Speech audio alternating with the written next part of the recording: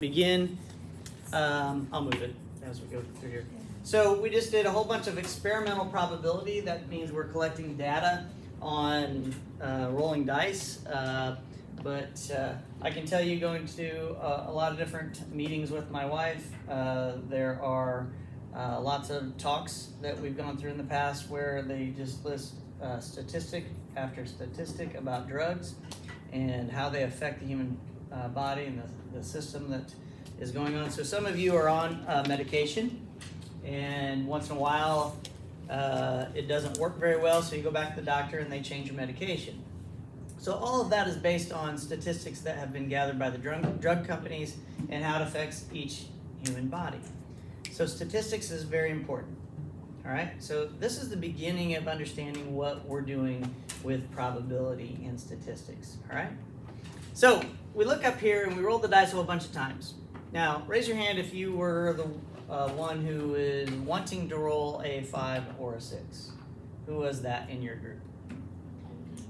Okay, good.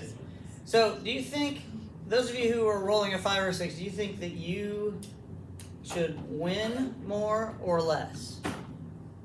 Less. You think it would be less, right? Okay, so that's what we're going to figure out. Okay, so there's a bunch of different ways to look at this. So what we have here is the people who when you rolled a 1 through a 4, this was just you individually rolling dice. Okay, so we had 241 times where you rolled a 1 through a 4, and a 5 and a 6 there was 119 times. So if we look at the probability, the experimental probability, what that means is this. This is how we're doing this, and you're supposed to learn this. The probability of rolling a 1 through a 4. Experimentally, it's 241 over the total, 350, 360. Okay, so you can write probability as a fraction, as a decimal.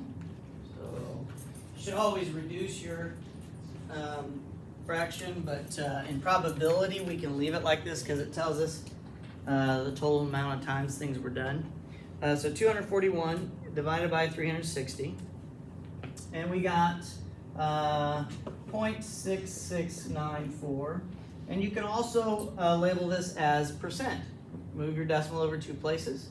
That'd be 67% or 66.9%.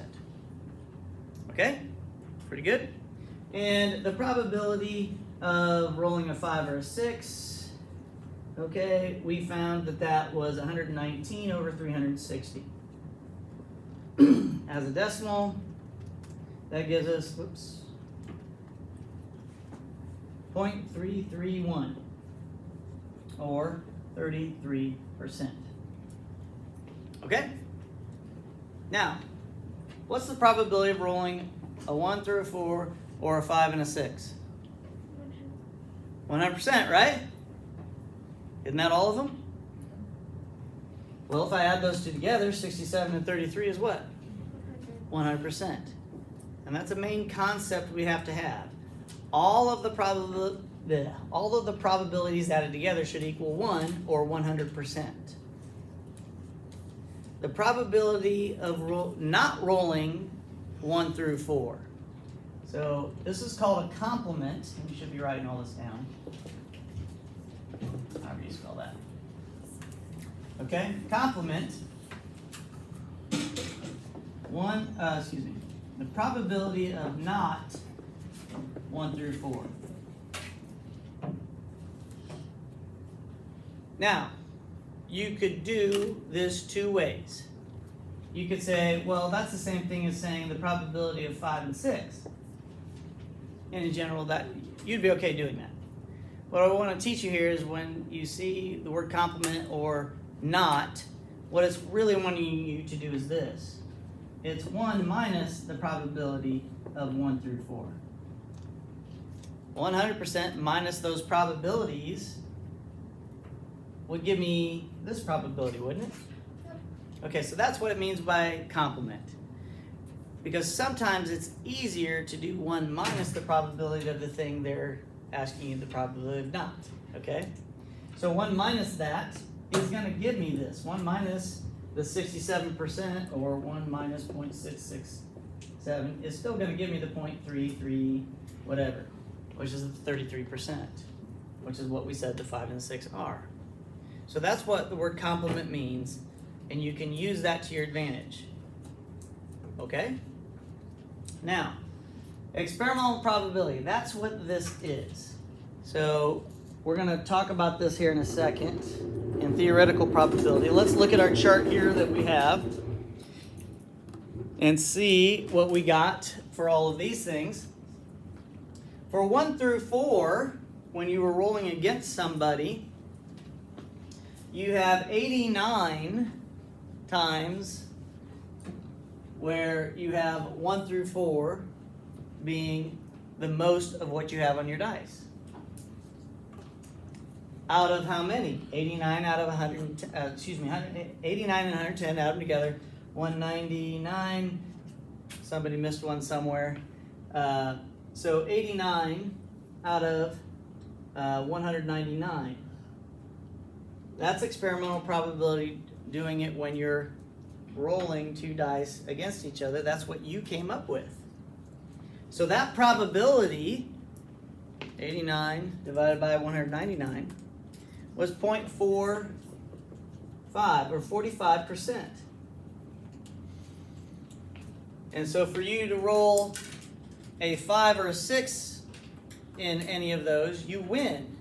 And in your case, you found you did that 110 times out of 199, which should be 55%. So now let me ask you, if you're rolling against somebody, do you think it would be better to say, I'll take the 5 and 6? According to this, you're going to win more based on your experimental probability. Okay, now let's talk about theoretical probability, the actual probability that you should get if you did this 1,000,000 times. If you rolled your dice 1,000,000 times, you're probably going to get exactly what the probability should be. Like if you flip a coin 1,000,000 times, you're going to get 50-50. Okay? If it's a perfect coin, one side's red, one side's black. Okay? Versus there's more metal on one side because of the heads versus the tails. Whatever. A perfect coin flipped 1,000,000 times, it should be 50-50 both ways. But you all know that if you flip a coin 10 times, you could get 8 heads and only 2 tails. Do you all agree with that? Yeah. Okay. So the more you flip things, the more it's going to be, or the more you do things, the more it's going to get closer to theoretical probability. So let's talk about theoretical probability here. The probability, let me just explain what probability is first. This is the biggest problem with students, probability. So experimental probabilities, that's what we did over there. So probability is the total of the total of what you want over the total of everything.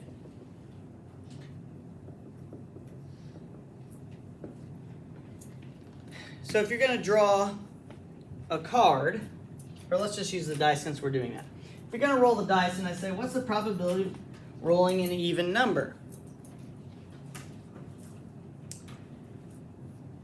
You're not assuming just because you're rolling it once that you're going to put 1 down. What is the total of everything you want? How many even numbers are there? On a number cube, typical number cube, there are 3 even numbers, 2, 4, and 6, right? Even though you're only rolling the dice 1 time, what's the total of everything that you want? If I'm wanting even, then there are 3 total possibilities. Do you understand? Because this is where students really struggle with it. Even though you're only going to roll it 1 time, there's still 3 possible answers.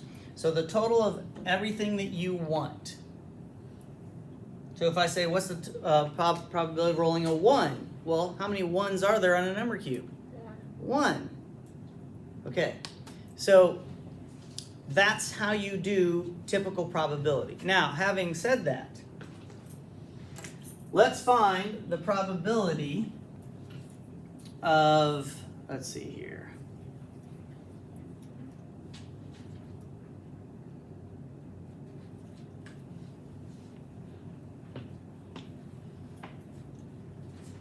We're going to write four things down here. This goes along with your complement. Complement is something you need to make sure you remember. So let's switch gears here from dice. Well, let's do the theoretical probability for the dice that we did over here. So the probability of 1 through 4. So if we look at our table over there, the probability of rolling your numbers where you're winning with 1 through 4, how many possible answers are there? There's 1, 2, 3, 4, 5, 6, 7, 8, 9, 10, 11, 12, 13, 14, 15, 16 possible ways you will only roll 1 through 4. Do you understand? Mm-hmm. Okay, so that's 16. That's the total of what I want. Over how many are there? There's 36 possibilities, right? All right, what is that? 16 divided by 36 is 0.444 or 44%. Pretty close to what you had down there. And the probability of 5 and a 6, you could count it or you could do the complement. Let's just go ahead and count. 2, 4, 6, 8, 10, 12, 14, 16, 18, 20 out of 36.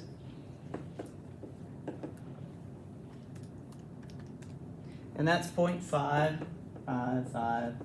So 56%, very close to what we said over there. Okay? So now, let's ask the question again. If you're competing against somebody, and at any point in time, if you or that person rolls a 5 or a 6, if you're that person, you win, right? And the probability is in your favor, and you didn't think so at first, because you're sitting here thinking of the probability of rolling a 5 or 6 is a lot less than the probability of rolling 1 through 4. Right? The actual probability, if you're doing 2 dice at a time, is what we have here. This is theoretical probability is what we're saying it should be. Experimental probability is what you actually are experiencing, you're seeing. Yes? I get where you got the 16 and 36, but where did you get the 20 from? How many ways do we have in our chart of rolling a 5 and a 6 in your group of things? So I can roll a 5 and a 1 that has a 5 in it. A 5 and a 2 has a 5 in it. So how many are they where you have a 5 or a 6 in your 2 dice?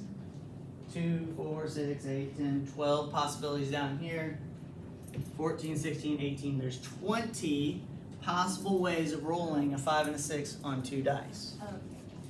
So you think in your head that it's going to be less because of what we show over here. Probability of rolling a 1 through a 4, the theoretical probability, let's just show that. The probability of 1 through 4, this is 2 dice, and this is 1 die. However you say that, 1 dice. That's the total of everything we want. There's 4 possibilities out of 6, which is 2/3, which is 0.66666, so 7 or 67%. Which is very different than what we said over here. Very close to what we have here. It's exactly what we said over here for our experimental probability. Didn't happen first period, but it was close. They had 72%. Okay, and then the probability of a 5 or a 6. There's 2 of those out of 6. That's 1/3, or 33%. And again, those add up to 100. So probability can be very confusing. So we need to make sure we're really understanding what type of event is happening. So I could have said, hey, I'll take the 5 and the 6 and let's compete for homework for the rest of the year. And I would win. Unless we only did it once, then it could go either way, right? But it's the probability is in my favor. I would never bet that with only a 10% spread between the two. Okay? That's not good enough for me. I would not ever bet that. Okay, so that's theoretical versus experimental probability. Understanding what probability really is. Okay? So who won? At your tables. Who won? This is your stuff here. Raise your hand if you won. Who won? You got a couple winners? Just one? Yeah, you won. Okay. Good. Which number do we go on? Like, The big one.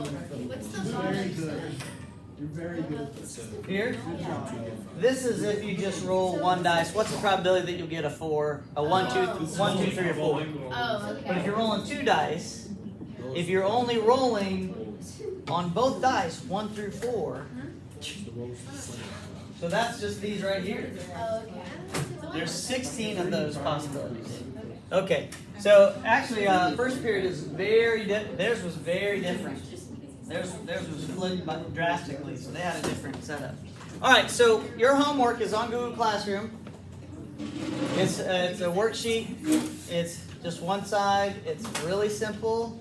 You need to make sure you remember what all of this stuff means. All right, so we're gonna try to do